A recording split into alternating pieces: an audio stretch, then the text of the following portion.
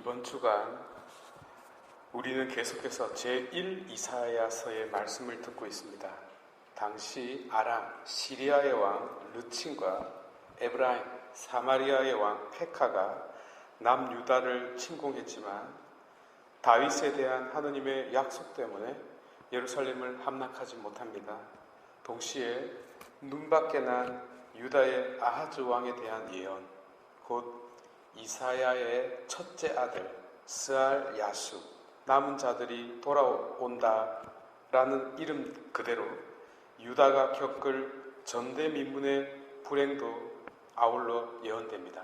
그럼에도 불구하고 그 어떤 고난이 닥칠지라도 다윗 가문에 대한 하느님의 약속은 변함이 없을 것이고, 나아가 설사 예루살렘이 초토화되고 나라를 잃고 유배를 가게 되는 순간이 찾아오더라도 당신의 약속은 손톱만큼도 흔들림이 없을 것입니다. 또 코라진, 벳사이다, 가파르나움의 죄가 아무리 크다 하더라도 곧 우리 자신들의 죄악과 불신이 우리 자신을 덮칠지라도 우리를 구원하시려 우리와 똑같은 자 대신 당신의 뜻은 꺾일 수 없습니다. 그렇지 않았다면 육하하지 않았을 테니까요. 하여 우리 존재와 삶 한가운데를 벌써 이미 꿰뚫고 지나가고 있는 하느님의 역사는 변함없이 우리 모두를 구원으로 이끌고 있는 것입니다. 바로 이것이 변치 않는 하느님의 계획입니다.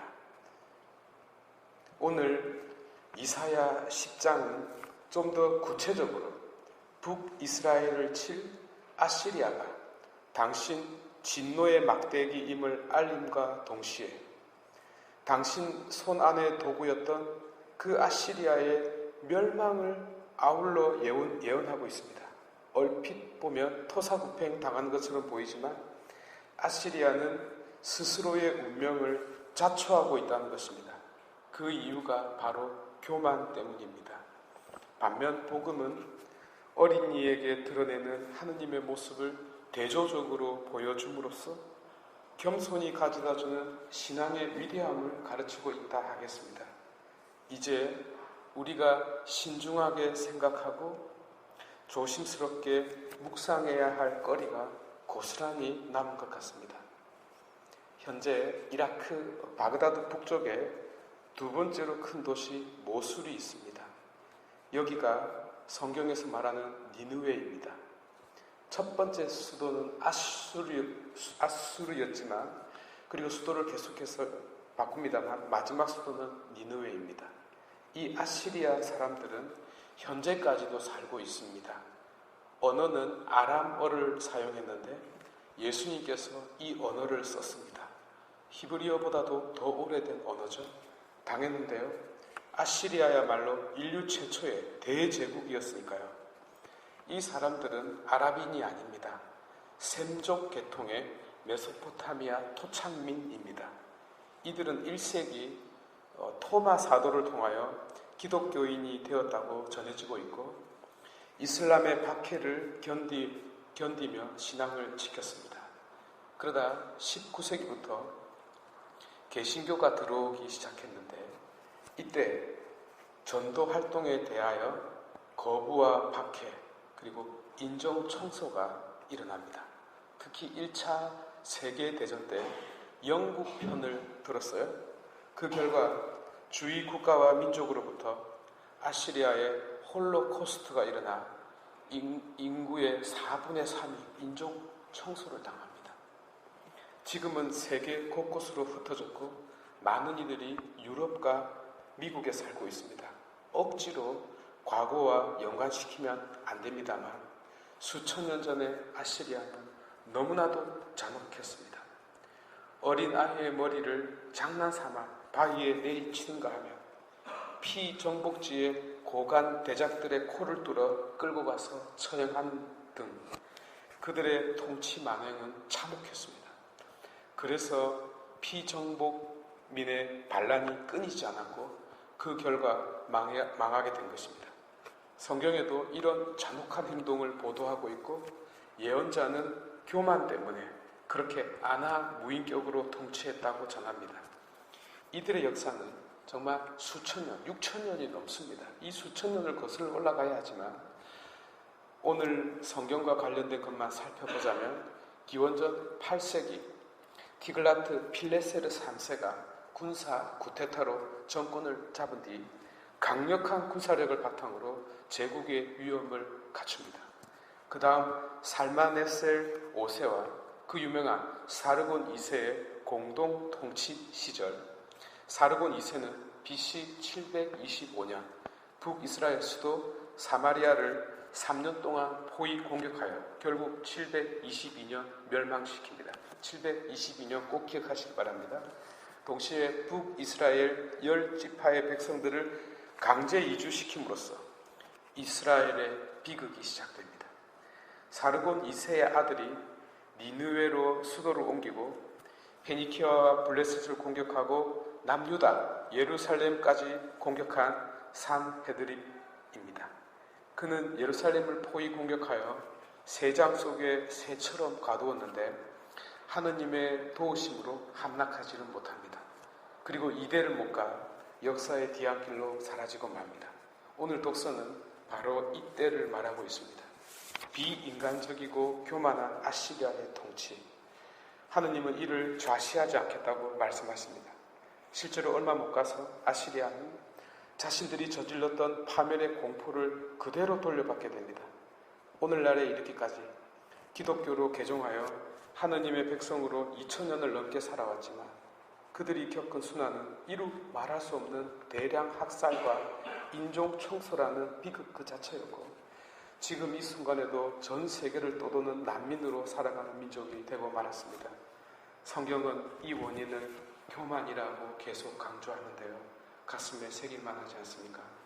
반면 오늘 복음은 대조적으로 겸손을 말하고 있습니다. 특히 성경에서 말하는 가난의 원천이라고 볼 수 있는 어린 아이의 모습을 전하고 있습니다. 많은 이들이 오해하고 있듯이 성경이 인간의 지식을 경멸하고 아무것도 알지 못하는 백지 상태의 어린이의 무지함을 칭송하는 것이 아닙니다. 만약 그렇다면 300만 명 이상이나 먹물 한 방울이라도 들어간 자들을 모조리 살육한 캄보디아의 폴 포트에게 상을 줘야죠. 아니면 100년간 정권을 강탈한 고려 무인시대를 태평시대라고 칭하던가요. 그런 의미가 아닙니다. 성경은 우선적으로 인간의 마음을 말하고 있고 무엇보다 신앙의 첫걸음인 태도를 가리키고 있습니다.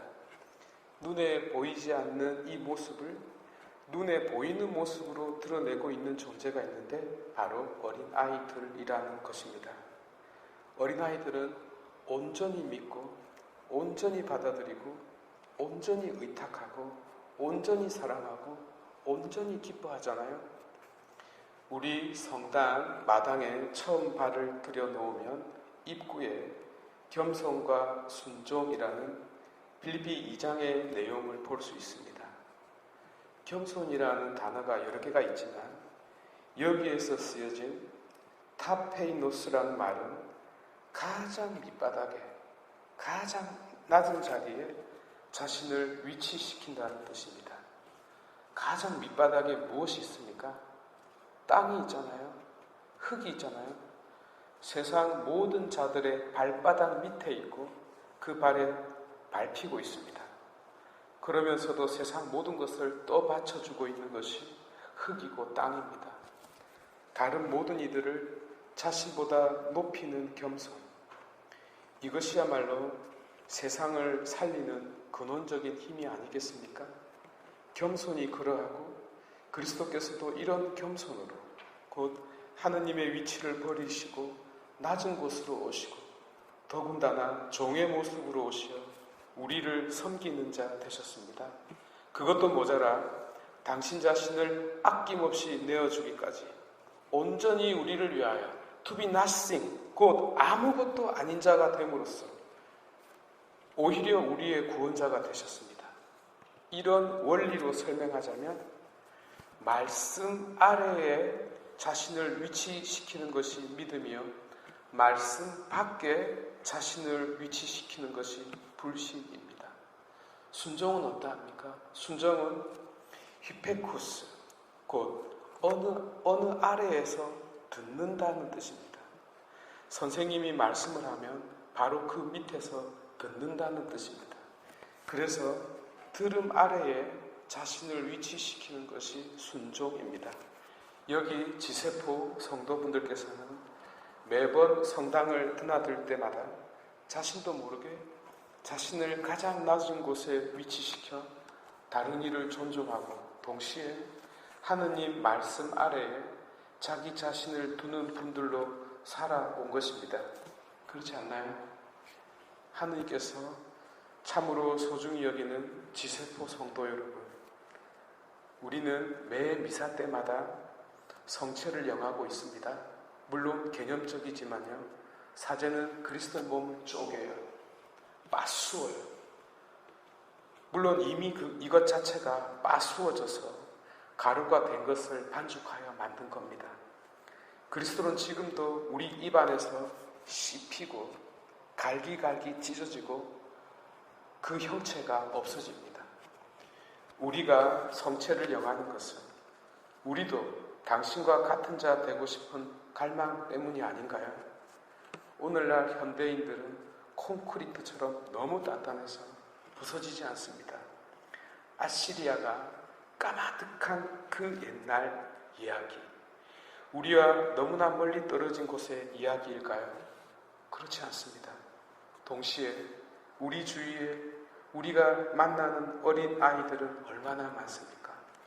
순수한 신뢰와 믿음, 온전한 의탁과 맡김, 바로 이것이 가난의 모체이며 영원한 생명의 문을 여는 위대한 겸손이라는 것을 우리가 결코 잊지 말아야 합니다.